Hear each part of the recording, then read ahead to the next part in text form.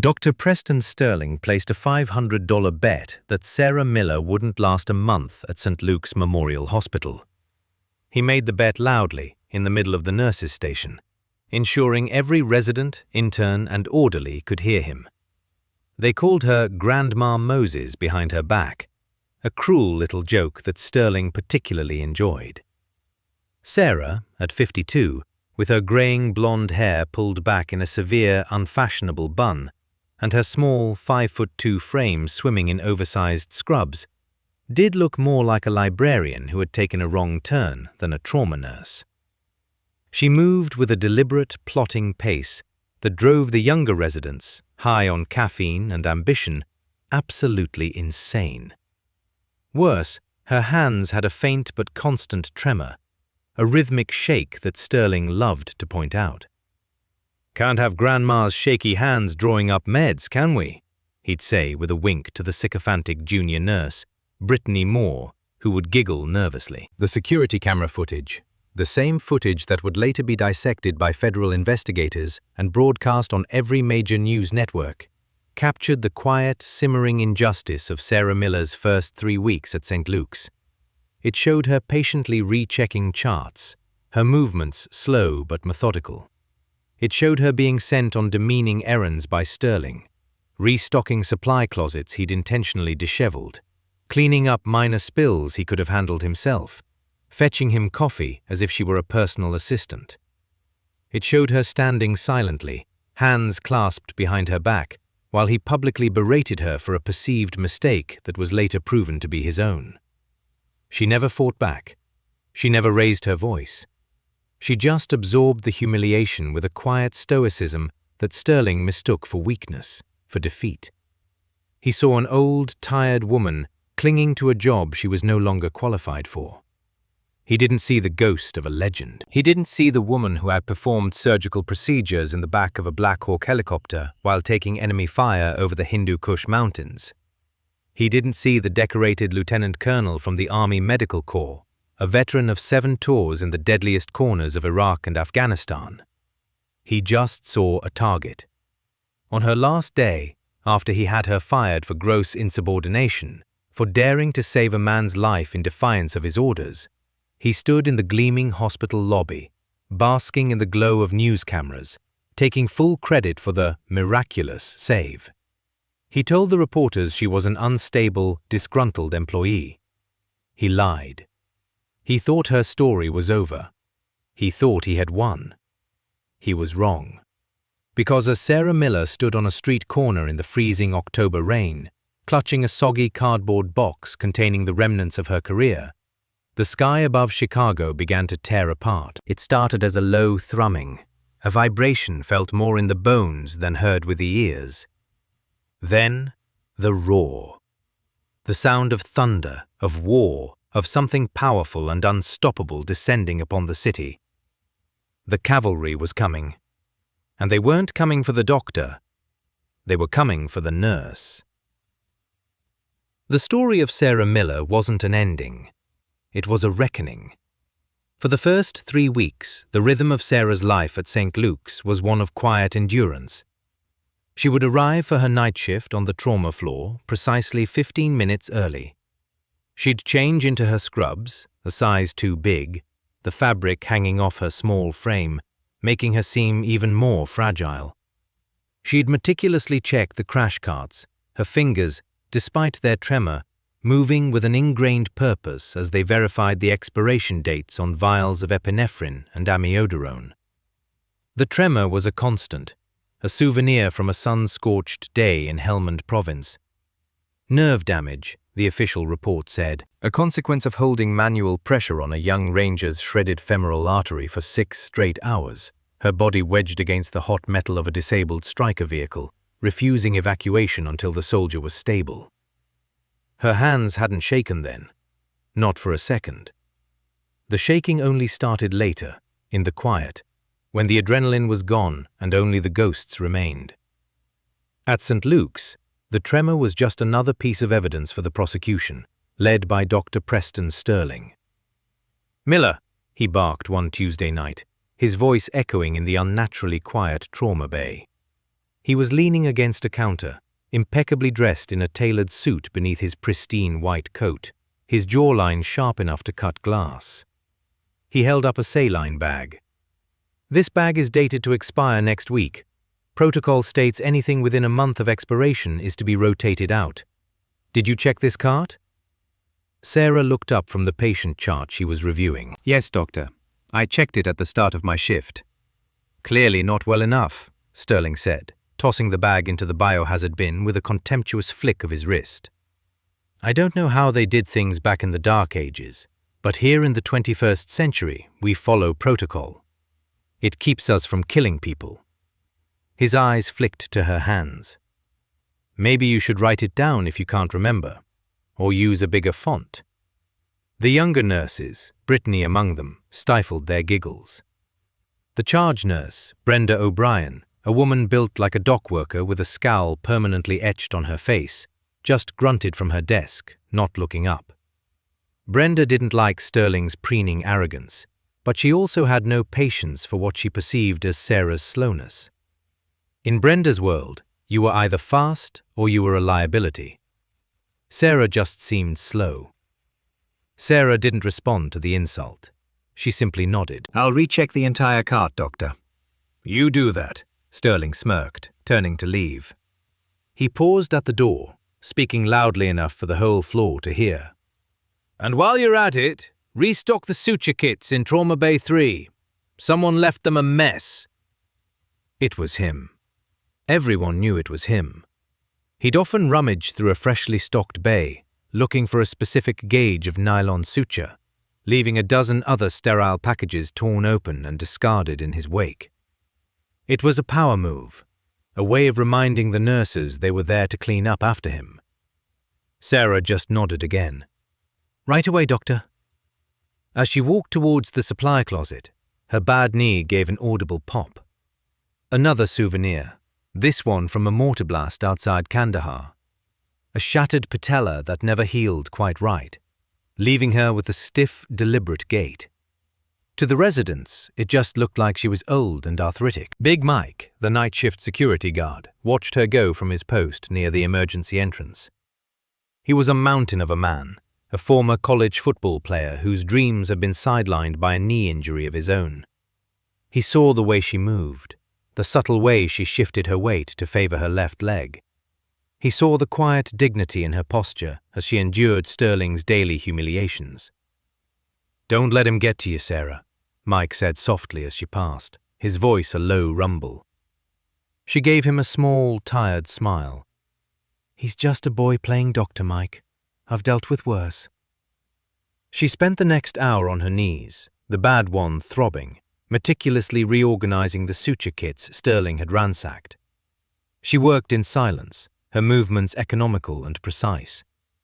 She wasn't just restocking, she was organizing by function, by likelihood of need in a crisis. She placed the heavy-gauge silk for closing major vessels at the front, followed by the proline for vascular repair, and the absorbable gut for deeper tissues.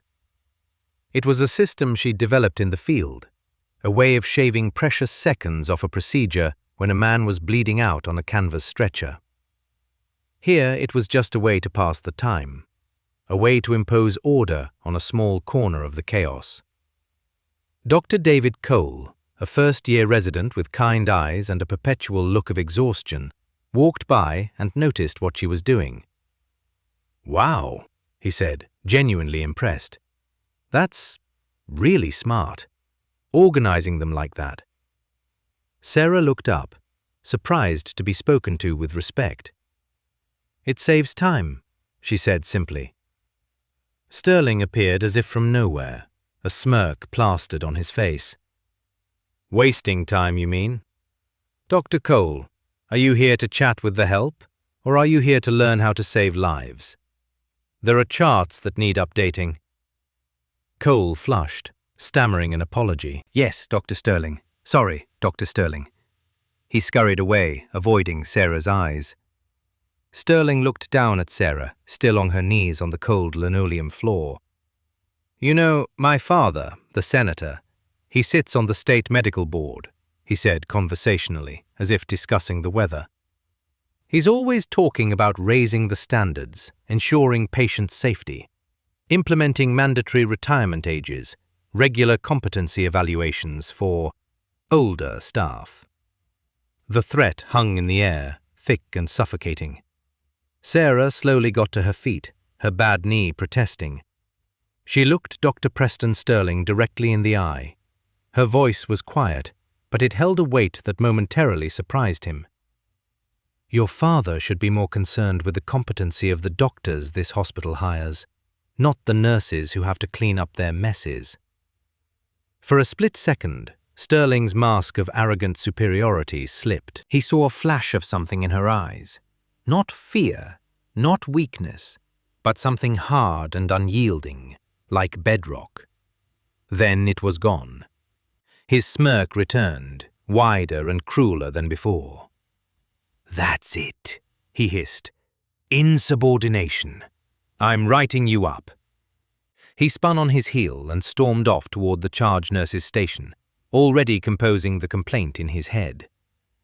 Sarah watched him go, then turned back to the suture kits. She picked up the last one and placed it perfectly in its slot. Her hands, for just a moment, were perfectly still. If you're already hooked by this story of justice, go ahead and hit that like button right now. It really helps us share more stories of everyday heroes who refuse to back down. Now, back to Sarah's story, because what happened next changed everything. The alarm didn't just ring, it screamed. A piercing, relentless klaxon that cut through the sterile hum of the hospital. Code black. The words flashed on every monitor, stark and terrifying. Mass casualty incident. Brenda O'Brien was on her feet instantly, her voice a gravelly bark that commanded attention. All right, listen up. Trauma bays 1, 2, and 3, now. Cole, you're on airway. Martinez, get the ultrasound. Miller, you're on vitals and IV access. The atmosphere in the emergency department shifted from a low simmer to a boiling cauldron of controlled chaos. Nurses and doctors moved with a practiced urgency, their faces grim masks of focus. Then, the radio crackled with an update from the paramedics. The voice was strained, breathless. ETA 2 minutes. Single patient, priority 1. Multiple GSWs to the chest and neck. Vital signs unstable. And we have a military escort. Repeat, we are arriving with an armed military escort. A collective chill went through the room. Military escort meant this wasn't just a random victim. This was someone important. Dr. Sterling strode into the center of the bay, smoothing his pristine white coat. He thrived on this kind of high-profile pressure. It was theater, and he was the star. I'll be primary, he announced, his voice booming with unearned confidence. This is my patient. Everyone follows my lead. Got it? Heads nodded. No one questioned the chief of surgery. The ambulance bay doors burst open with a crash, pushed by 2 grim-faced men in military police uniforms, rifles held across their chests. Between them, paramedics frantically worked on a patient on a gurney, a chaotic scene of blood-soaked bandages, IV lines, and the rhythmic squeeze of a bag valve mask. 38-year-old male, multiple gunshot wounds, the paramedic shouted over the noise. BP is 80 over palp, heart rate 140 and thready. We've pushed 2 liters of saline, but we can't keep his pressure up. They transferred the patient to the trauma bed with a jarring thud. He was a big man, powerfully built, his face pale and clammy beneath an oxygen mask. A hastily applied dressing on the right side of his neck was soaked through with dark venous blood. Sterling was on it instantly. Pressure on that neck wound. Get me lap pads, now! We need to find that bleeder. Looks like the jugular might be nicked. Cole, get ready to intubate. We need to secure his airway before he aspirates. The team jumped into action, a whirlwind of blue scrubs and focused intent. Sarah, however, had stopped dead. She wasn't looking at the dramatic bleeding from the neck. Her eyes, trained by years of battlefield triage, where the deadliest wound is often the quietest, were fixed on something else. The man's neck veins were distended, bulging like thick cords against his skin. His trachea, the windpipe in the center of his throat, wasn't in the center at all. It was shifted, subtly but unmistakably, 3 centimeters to the left. And when she placed her stethoscope on the right side of his chest, she heard it. Nothing. Silence. No breath sounds. Her blood ran cold. "Doctor," she said, her voice tight.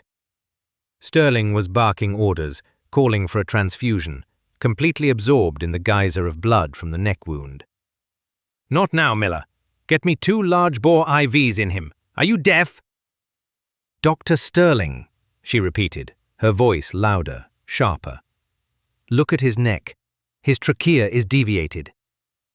Sterling glanced at her, his face a mask of fury. "I am looking at his neck, you idiot. It's where he's bleeding to death from. Now do your job before I have you fired." The patient's monitor started to shriek. His oxygen saturation was plummeting. 90%, 82, 75.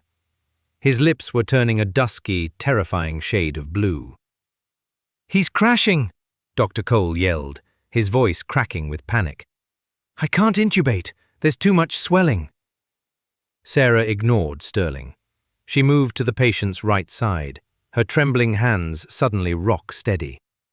She ripped open his tactical vest and shirt, exposing his chest. Her fingers probed the space between his ribs, feeling for the landmarks she knew as well as her own name. Second intercostal space, mid-clavicular line. Tension pneumothorax. A collapsed lung.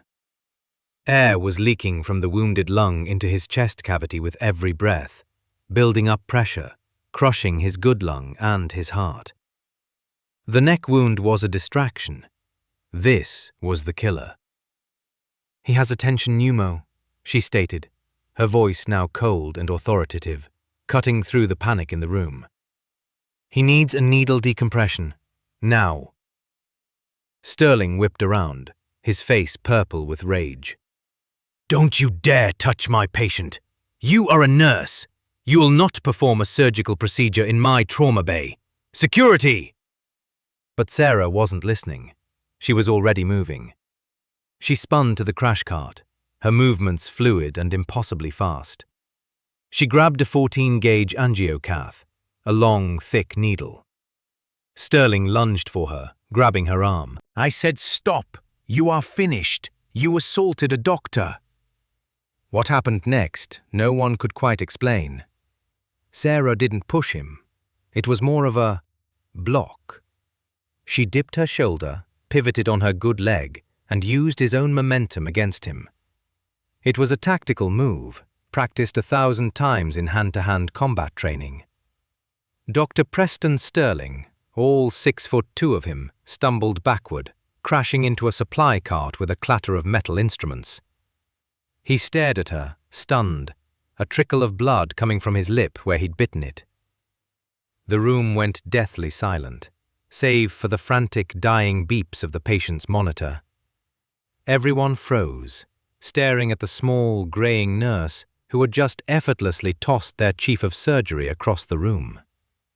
Sarah didn't even look at him. Her focus was absolute, narrowed to a single point, the man on the table.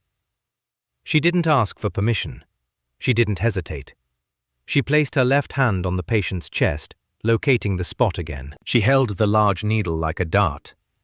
It was a motion she had performed in the dark, in the rain, in the screaming chaos of a firefight, more times than she could count. She plunged the needle deep into the man's chest, through skin and muscle, right above the 3rd rib. Hiss. The sound was audible throughout the entire silent room. A rush of trapped air escaping the chest cavity, like a punctured tire. Instantly, the monitors changed their tune. The frantic alarm slowed to a steady, rhythmic beep. The oxygen saturation numbers began to climb. 78, 85, 92, 98.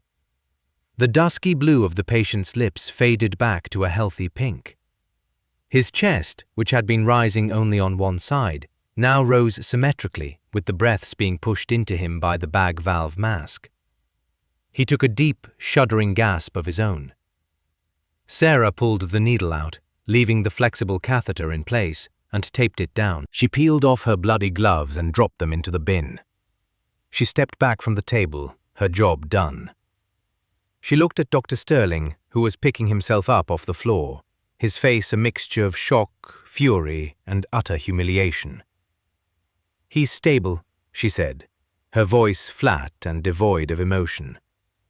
"Now you can worry about the bleeder in his neck. Do your job, doctor." The patient's eyes fluttered open. They were hazy with pain and shock, but they scanned the room, bypassing the doctors, the other nurses, the MPs. They landed on Sarah. Recognition dawned in their depths. He was a Navy SEAL commander, a man who knew warriors when he saw one. He had heard the stories, the legends from the old-timers in Special Operations Command. He lifted a shaky hand, not to his wounds, but to his brow, in a slow, formal salute. His voice was a raw, painful whisper through the oxygen mask, but every single person in that room heard it. "Dusty," he rasped. They said you were a ghost." Brenda O'Brien stared as if Sarah had grown a second head. Brittany Moore's hands flew to her mouth, her eyes wide with disbelief. Dr. Cole just backed away from the table, a look of profound awe on his face. The two MPs by the door, who had been ready to pounce on Sarah, snapped to rigid attention, their eyes locked on the small nurse in the oversized scrubs. Sterling just stood there, his mouth hanging open, the world he knew shattering around him. "What?" he stammered. "What the hell just happened?" Incredible, right? If you want to see more stories where the underdog becomes the hero, subscribe to this channel right now and ring that notification bell. Also, comment below with your best guess about what happens to Dr. Sterling, because trust me, his downfall is going to be spectacular. Let's continue. The spell was broken by the arrival of Harold Pemberton, the hospital administrator. He was a man who seemed to be perpetually sweating, dabbing at his forehead with a monogrammed handkerchief as he scurried into the trauma bay, flanked by two members of the hospital's legal team. "What is going on here?" he demanded, his eyes wide as he took in the scene. The stabilized patient, the stunned medical team, and Dr. Sterling dabbing at his bleeding lip. Sterling saw his chance. The confusion, the shock in the room. He could spin this. He could reclaim control. He pointed a trembling finger at Sarah, who was leaning against a cart, the adrenaline finally leaving her system, the familiar tremor returning to her hands. "Her!" he shouted, his voice cracking. "She assaulted me! She performed an unauthorized, reckless procedure on my patient. She's unstable, a menace. I want her fired. I want her arrested." Pemberton's face went pale. The words unauthorized procedure and assaulted were a liability nightmare. The patient on the table was clearly a VIP, surrounded by military police. The hospital's reputation, and by extension Pemberton's career, was on the line. He made a calculation. It was easier to sacrifice one quiet new nurse than to challenge his star surgeon, the son of a powerful state senator. "Is this true, Miller?" Pemberton asked, his voice cold. "Did you strike Dr. Sterling and perform a procedure without his consent?" Before Sarah could answer, Brenda O'Brien stepped forward, her arms crossed over her massive chest. "She saved his life, Harold," Brenda said, her voice a low growl. Sterling was focused on the neck wound. He missed the tension pneumo. The man was dying.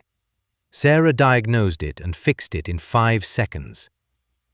"She physically attacked me!" Sterling shrieked. I was trying to stop her from killing him with her voodoo medicine." Pemberton held up a hand, silencing them. He looked at Sarah. "My office. Now." He turned to Sterling. "Doctor, please see to your patient. We'll handle this." The walk to the administrator's office on the top floor was a walk of shame. Big Mike was tasked with escorting her, his face a mask of grim apology. The other nurses and doctors in the hallway wouldn't meet her eyes. They had seen what happened. They knew she was right. But they also knew how power worked at St. Luke's. You didn't cross a Sterling. Pemberton's office was all dark mahogany, plush leather, and the cold, sterile smell of money. Sarah stood in the center of the expensive rug, feeling small and out of place. Sterling was already there, sitting in a leather chair, a small bandage on his lip, playing the part of the victim perfectly. An HR director, a woman with a face like a clenched fist, sat beside him, holding a file. "Sarah Miller," the HR director began, her voice devoid of any warmth. "You are being terminated, effective immediately, for gross misconduct, insubordination, and physical assault on an attending physician." Sarah didn't say anything. She just stood there, her hands clasped behind her back. "Your actions recklessly endangered a patient and created a hostile work environment," the woman continued, reading from a script. "You will be escorted from the premises. Your final paycheck will be mailed to you. Do you have anything to say?" Sarah looked past the HR director, past the sweating administrator, and settled her gaze on Dr. Sterling. Her voice was quiet. "The patient is stable, isn't he?" Sterling flinched. "We stabilized him, yes," he snapped. "After I corrected the damage your intervention caused." It was a pathetic, transparent lie. Sarah gave a single, slow nod. "Fine," she said. That was it. No begging, no pleading, no defending herself. Just acceptance. If saving a man's life cost her career, it was a price she had paid before, and a price she would pay again. The HR director slid a form across the polished table. "Sign this. It's a non-disclosure agreement. In exchange for the hospital not pressing criminal charges for assault, you agree not to discuss the events of tonight with anyone." Sarah looked at the paper, then back at Sterling's smug face. She didn't move. "No," she said. Pemberton started sweating more profusely. "Mr. Sterling," Sarah said, her voice still quiet but now laced with ice. "When you go back down there and check on that patient, that Navy SEAL commander, will you tell him that you were the one who saved his life?" The question hung in the air, a perfect, damning indictment. Sterling's face went white. "Get her out of here," he whispered. Big Mike appeared at the door. He held a small, brown cardboard box. "For your things, Sarah," he said, his voice thick with emotion. "I'm sorry." She packed the few items from her locker. A cracked coffee mug that said "World's Okayest Nurse," a well-worn stethoscope she had bought with her own money 20 years ago, a small dying succulent plant, and a framed photograph of her late husband, a handsome man in an army dress uniform, his arm around her much younger self. 2 decades of a life dedicated to healing, reduced to a box that wouldn't even fill the passenger seat of a car. Big Mike walked her to the automatic glass doors of the emergency entrance. The rain was coming down harder now, a cold, miserable Chicago drizzle that seemed to seep into your bones. "This ain't right, Sarah," Mike said, his big hand on her shoulder. "You take care of yourself." "You too, Mike," she replied, pulling her thin jacket tighter. "Watch that blood pressure." The doors slid shut behind her with a final, indifferent whoosh. It was over. The thought wasn't angry or sad. It was just a heavy, suffocating fact. Her car was in the shop, a repair she couldn't afford. so she started the 6-block walk to the bus stop. The rain plastered her graying hair to her forehead, soaking through her jacket. The cardboard box grew heavier with each step, the bottom turning soggy. She huddled under the flimsy shelter of the bus stop, the wind whipping the rain in from the sides. She looked at her reflection in the dark, wet glass of the shelter. A tired old woman, unemployed, alone, clutching a dying plant. Maybe Sterling was right. Maybe she was just an old, stubborn nurse who didn't know her place. He'll press charges anyway, she thought. He'll make a police report. I'll lose my nursing certification. I'll end up greeting customers at a grocery store. A single tear traced a path through the rain on her cheek. She wasn't crying for her job. She was crying because for the first time in her life, she felt utterly, completely defeated. And then she heard it. Thwop, thwop, thwop. A low rhythmic beating that grew steadily louder, vibrating through the soles of her worn shoes. The puddles on the street began to ripple. The glass of the bus shelter rattled in its frame. She looked up, past the glare of the streetlights, into the dark, rain-swept sky. Two black shapes, sleek and predatory, descended through the clouds. Black Hawk helicopters, flying impossibly low over the downtown Chicago skyline, their searchlights cutting through the downpour. They weren't landing at the hospital's rooftop helipad. They were coming for the street. Tires screeched, horns blared.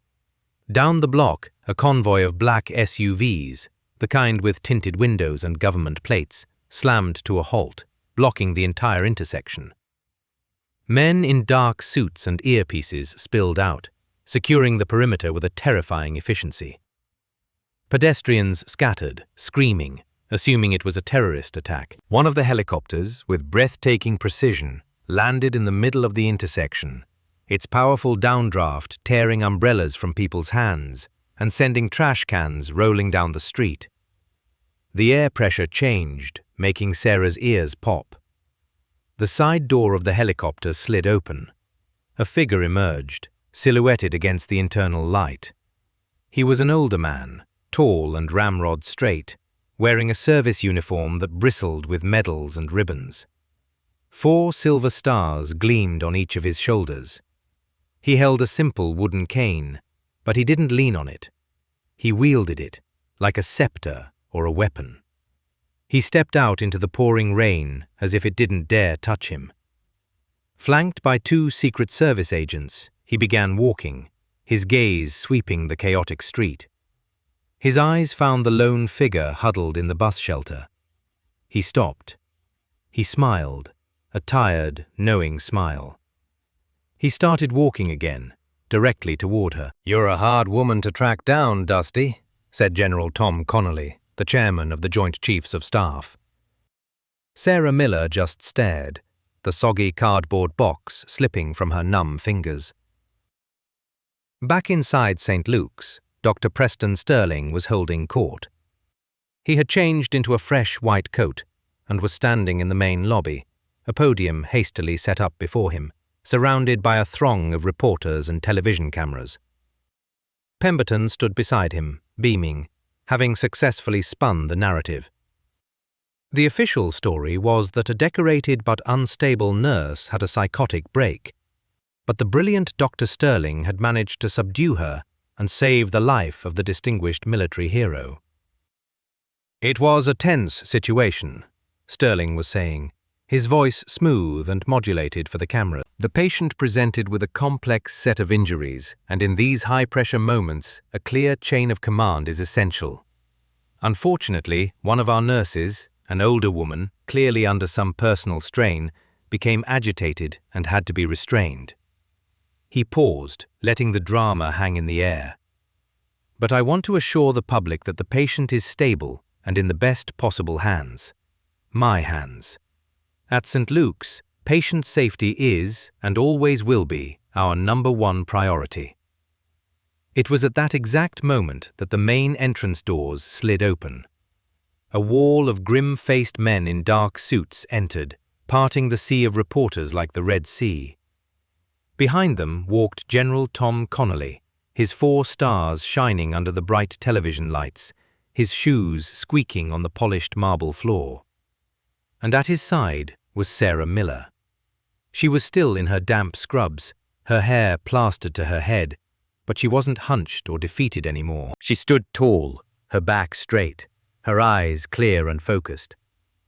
The general had insisted she not take the time to change. He wanted them to see her exactly as she was when they had cast her out. The lobby fell into a stunned silence. The reporters turned their cameras from Sterling to the unbelievable sight at the door. Sterling's jaw went slack. Pemberton looked like he was about to have a heart attack, his face turning the color of ash. General Connolly walked directly to the podium, his cane tapping a sharp, rhythmic beat on the floor. Clack, clack, clack. He didn't even look at Sterling. He addressed the cameras, his voice calm, measured, and radiating an authority that made Sterling's manufactured confidence seem like a child's tantrum. "Good evening," the general began. "I was just watching this press conference from my vehicle, and I felt a pressing need to correct the record." He turned his head slowly and looked at Dr. Sterling, his eyes as cold and hard as granite. "Doctor, you just told the nation that your patient is in the best possible hands. You lied." He then turned his gaze to the assembled press. "The best possible hands in this hospital are currently unemployed." He placed a hand on Sarah Miller's shoulder. A murmur went through the crowd. An aide stepped forward and handed the general a black folder with the Department of Defense seal embossed on it in gold. Connolly opened it. "Dr. Sterling," he said, his voice dropping, becoming dangerously quiet. "Do you have any idea who Sarah Miller is?"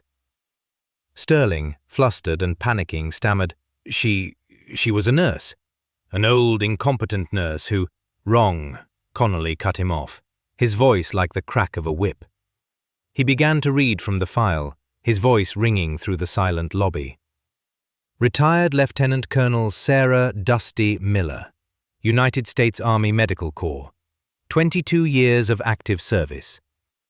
He looked up from the file, his eyes locking onto Sterling's. 7 tours of duty, 3 in Iraq, 4 in Afghanistan, Fallujah, Ramadi, Kandahar, the Korengal Valley.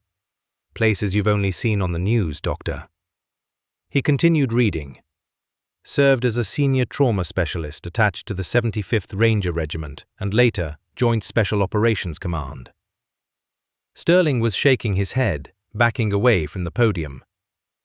"This is absurd. This is some kind of mistake." "I assure you, there is no mistake," the general said coldly. "She is the recipient of the Bronze Star with Valor for performing a field amputation on a wounded soldier under direct enemy fire.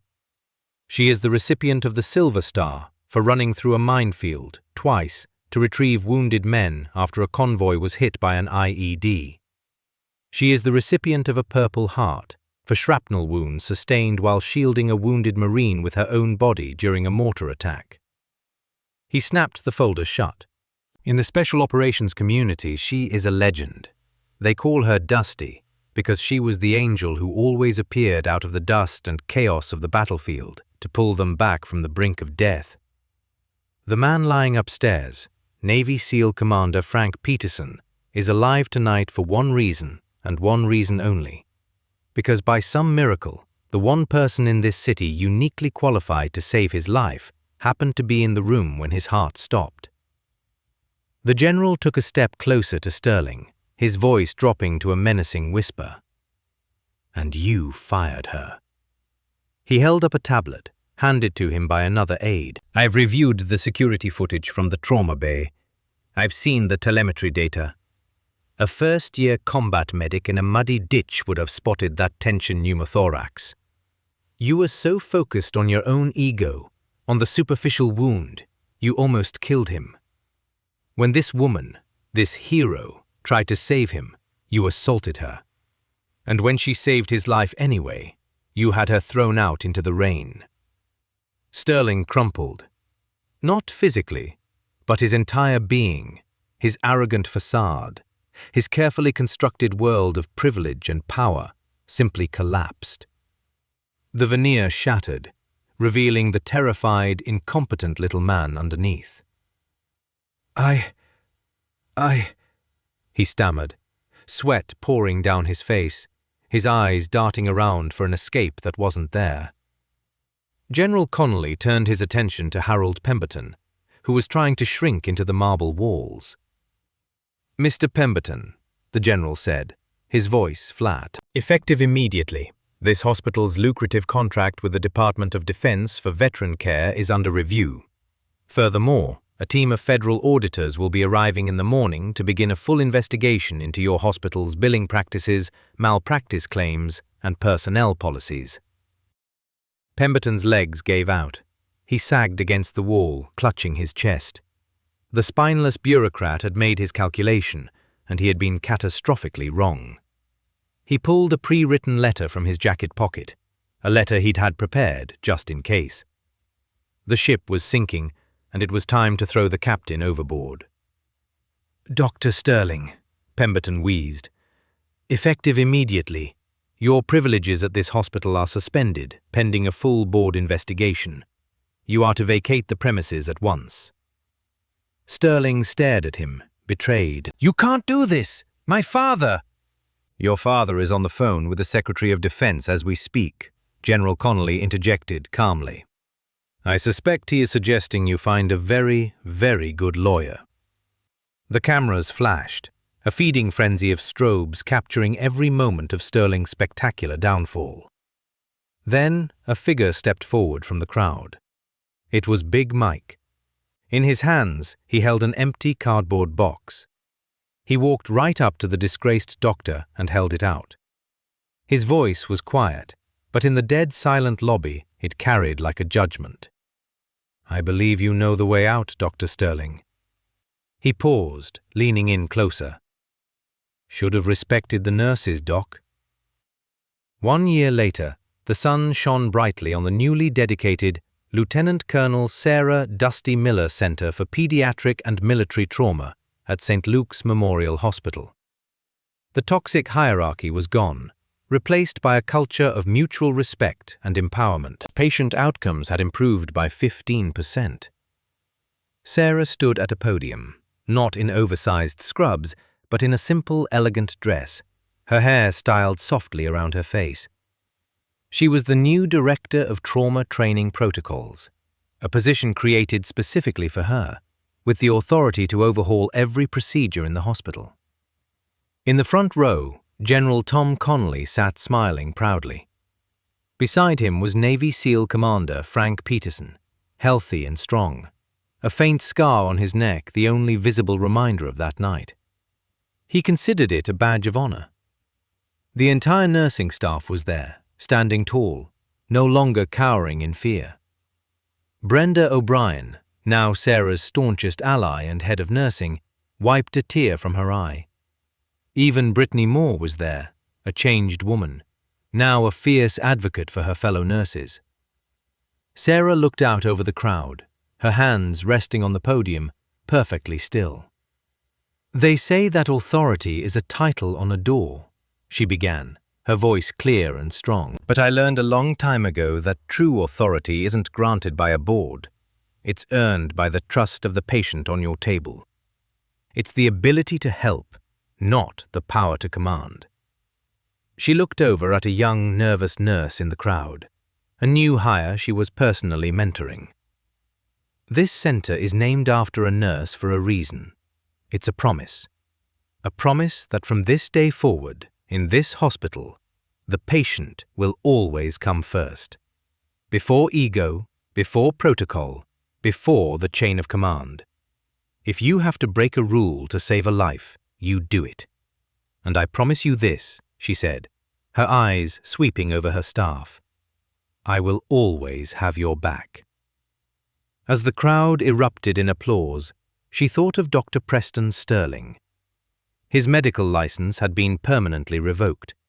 Facing a mountain of federal charges and lawsuits, his family had cut him off. The last she heard, he was managing a cosmetic Botox clinic in a strip mall in Ohio.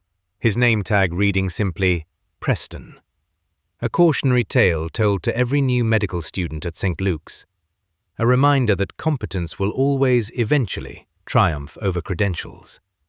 And that you should never, ever underestimate the quiet ones. Because sometimes, the librarian who took a wrong turn is actually the ghost who walked through fire. And that is the incredible true story of Sarah Dusty Miller.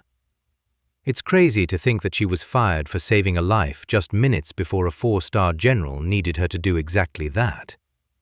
It really makes you wonder how many heroes are out there right now getting punished for doing the right thing just because it breaks a protocol.